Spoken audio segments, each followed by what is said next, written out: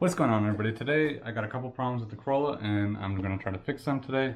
One of them is a little bit of clunking noise in the front when I turn, and I bought some new end links, so I'm hoping that the end links will fix that, because I believe one of them actually looked a little bent, so I'm not sure what caused that, or if I hit something, or if just being lowered and turning caused that or not. But I got some end links right here I'm going to replace. I also noticed my sub doesn't work. I think the ground cable is actually loose, so I'm gonna have to probably re-put an end piece on it, so that way I can get it on a bolt that's a little better. Right, so let's lift this car up so we can get it on jack stands.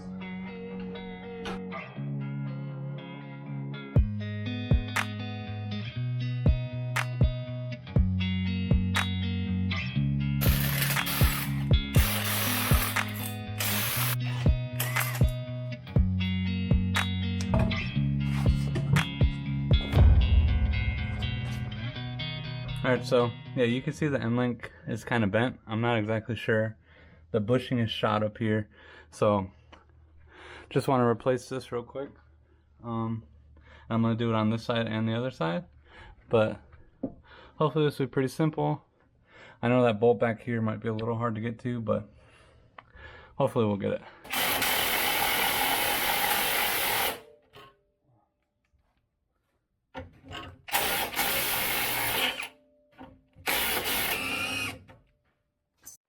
And for anyone interested what parts I'm using Mavotech.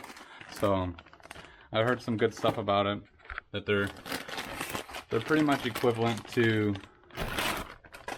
the stock components. So I didn't want to cheap out too much, but I also didn't want to well, there's really no performance ones out there. I mean, I know you can probably get adjustable ones, but I don't think you really need them. So, but yeah, I went with Mavotech.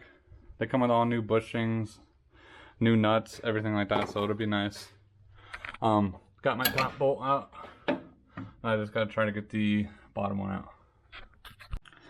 Alright guys, so after about 20 minutes, 30 minutes of trying to get this bottom bolt out, I finally did it. I pretty much had to destroy the back of this, so I can get some vice grips on it, because the Allen key on the front was literally stripped out. So I couldn't even get an Allen key in there to help that. So I just had to put some vice grips on here and break the bushing open so I could get them on there.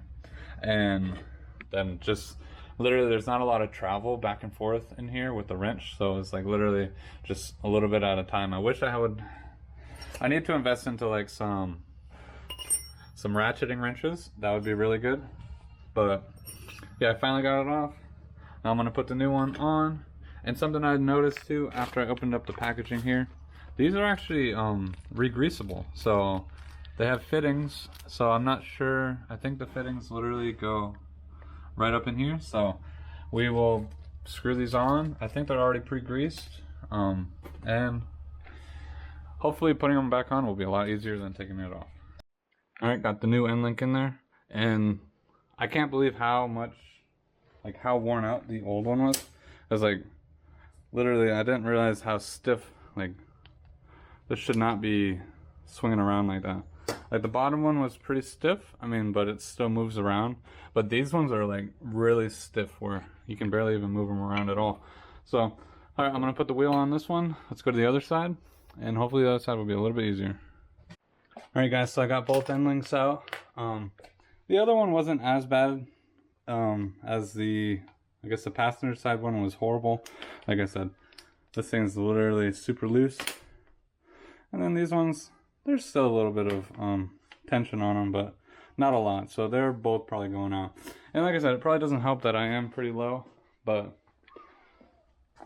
I think also that this one was already bent, and I'm not sure what bent it, and I think that caused that one to prematurely wear out even more. So now I'm gonna hop on the back. I want to raise up my coilovers just a little bit, because I don't want this much tuck. I want to just bring it up a little bit so I'm not rubbing up against my fender or anything like that. So I'm going to do that real quick. Alright, so I'm in the back of the car. I got the wheel off already on jack stands and everything. So now I'm going to loosen this up. I got some calipers here real quick just so I can measure what they are before. I want to bring it up like, I don't know, 3/8 of an inch or something like that. So I'm at almost 600 thousandths. So we're looking at like almost an inch. I want to put this at. So now that I got a reference, I've already cracked this loose.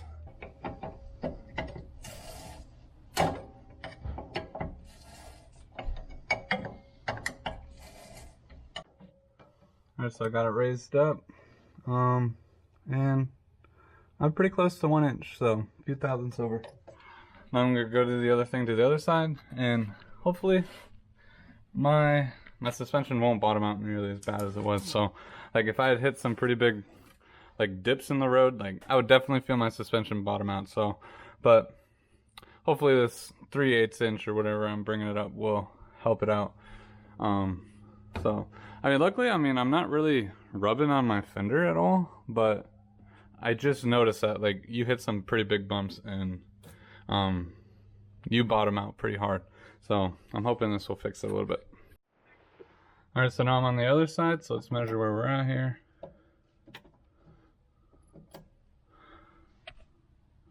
We're at like 635 thousandths, so I'm gonna loosen it and bring it up to about 1 inch.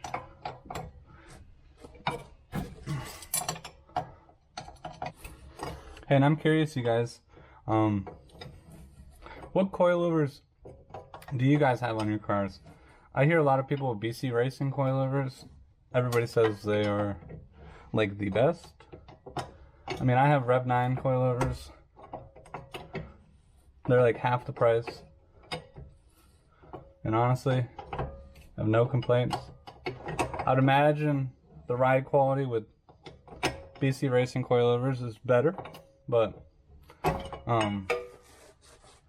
I'm curious what you guys are running on your Corollas, or if you guys have lowering springs, or bags. Because I mean, for half the price, like I said, these are a little over $500, and they've been great to me. So they have adjustable dampening, and I mean, so the ride quality can get a little better than what you're normally at. But like I said, it's coilovers, so the ride quality is still pretty bad. I mean, I can feel every single bump in the road. I don't know if BC Racing coilovers are better, or I think D2 Racing or something like that makes some coilovers. But just let me know down below what you guys prefer. I know people are always about that static life, so I mean, coilovers are always the best. We're a little bit bigger than what we need to be, but I'm not gonna sweat it. So, alright, and now I'm gonna tighten everything down, and then we'll throw the wheels back on, and I'll probably go for a little drive just to make sure everything seems all good and situated.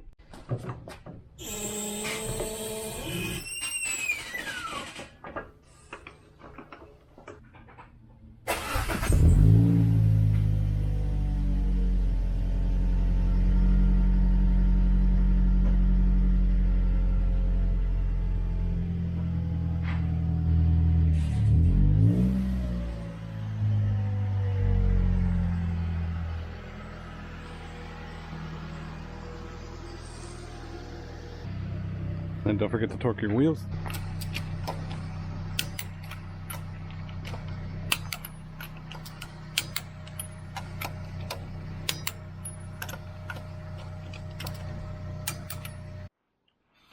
Alright, you guys, before I get any farther into the video, I want to talk about today's sponsor, Lamical.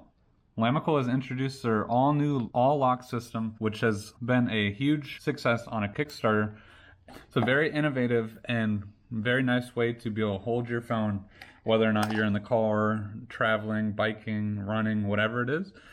They have came up with a solution for it. So, but with me and you guys, it works perfect with the car mount. So they have released a car mount either with a wireless charger, built into it, which is the one I have here, or just a normal car mount, which you can do it either way. So if you want your phone just charged, you can use this setup, or if you're just looking for a phone mount or whatever, the one without the wireless charger will be perfect. So, and they come with a way to adapt it, either by sticking it onto the dash with the double-sided tape, or it's like not even double-sided tape, it's like a suction cup silicone type of thing, and then or also a vent clip. So you can do it either way. With all that being said, let's hop in the car and install this and see how it works.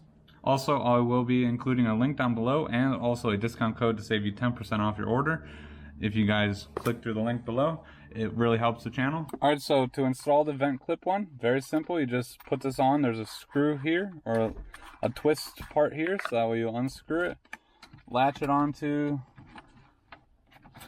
the vent, and then just screw it on. And then it'll click when you're tight, and then you literally just take your phone and then you mount it on there. With the phone on there, you can easily just put it on, put it off, twist it, portrait, landscape, however you want to do it. Very simple. They have a nice magnetic way to do it, and this thing's on there pretty good, so as you're driving, this thing's not going to come loose. And then just to get rid of it, rotate it 45 degrees and then just pull it off. So very nice, easy way to mount your phone. And then, like I said, if you want, get the wireless charger one that you can just plug it in and have your phone charging at the same time. If not, just get the one without the wireless charger. So now let's finish the rest of the video. All right, so I just got back from a ride, hoping that those end links would have fixed my problems, but I still have a clunking noise every time I make a right turn, a pretty sharp right turn. I'm not sure, maybe it's the axles, I'm not exactly sure. But if you guys know at all what it is, just let me know down below. I'm curious what that clunking noise would be. It does sound like as I drive faster, the clunking noise happens faster. So I'm assuming it's rotational thing. I don't think anything is rubbing. I've tried to check and nothing is rubbing. So I don't know, unless if when the car is leaning to one side, maybe the tire is rubbing something, but the tire doesn't look like it's rubbing anything. So I don't exactly know what it is, but if you guys have had this problem or something and you guys know a quick, easy way to fix it, just let me know, comment down below, because I'm very curious why it's making this noise. But anyways, with my sub, the ground cable literally is sitting right here. So I did have it mounted. Oh, I did have it mounted to a screw up there. I know it's probably not the best place to mount it, but I did have it mounted up there. I'm going to pull the battery on the car so we don't short anything, and then we'll try to get a good ground on this sub again, and hopefully it'll fix my problem. Alright, so I actually remembered I did find a new one of these that's not been crushed. It's right here, so I forgot that it did come with the kit that I bought. Came with more of these, so hopefully I can get this to work. Feels pretty good, tugging on it.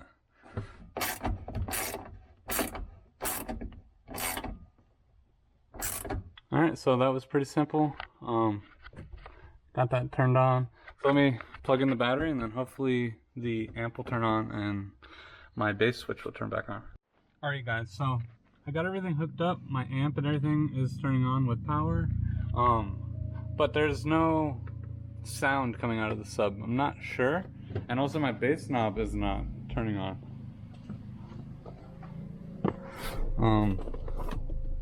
Yeah, there's no light on my bass knob. So I'm assuming that there's something wrong. I was kind of messing with the settings too. Nothing's really making the sub come on. And I haven't had problems before. I'm assuming that the amp wire or something behind the head unit is not coming on now. So I'm not exactly sure what it is. Because my backup camera also doesn't work, so I don't know if there's just a loose connection or not, but I'd really like to find out why. Alright, so I'm not sure. I took apart everything, made sure all the connections were good behind the radio, and nothing makes sense of why this doesn't work unless if this bass knob actually went bad. So not sure if that's it or not, or if the cable went bad. I might order a new one of those and see if that fixes it, but all the connections are good. Not sure why the sub, because then also too, something I was just thinking about is the the sub and amp, or the amp kicks on back there, so that means it's receiving power. It just, so it's receiving power from the head unit all the way back to there, otherwise it wouldn't be green back there. So I'm not sure why this doesn't get anything, so that's very interesting. If you guys know anything either about that, I'd like to try to fix that. So alright you guys, so pretty much I tried to fix things on the Corolla, and honestly it didn't really fix anything that I was trying to do. So I tried to fix the clunking noise on the front, didn't work, and then I also tried to get my sub to kick back on, and that doesn't work either. So, but with all that being said, thank you guys so much for watching. If you guys are new, don't forget to subscribe to the channel, smash that like button, and I'll see you guys next time.